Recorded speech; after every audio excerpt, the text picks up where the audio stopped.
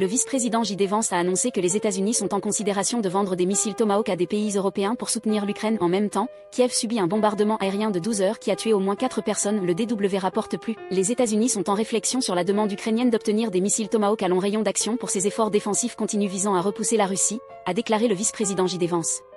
Après son rencontre avec le président Donald Trump lors de l'Assemblée générale des Nations unies, le président ukrainien Volodymyr Zelensky a demandé aux États-Unis de vendre les Tomahawk aux pays européens qui les enverraient à l'Ukraine. Vance a dit à Fox News Sunday que Trump ferait la détermination finale sur l'autorisation de conclure le marché.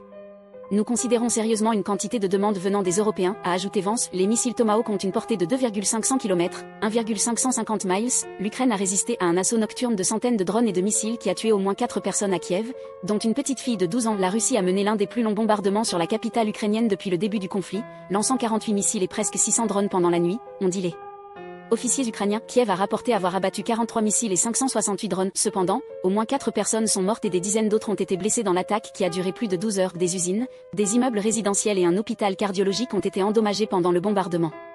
Moscou veut continuer à combattre et à tuer et ne mérite que la plus dure pression du monde, a déclaré Zelensky après les frappes.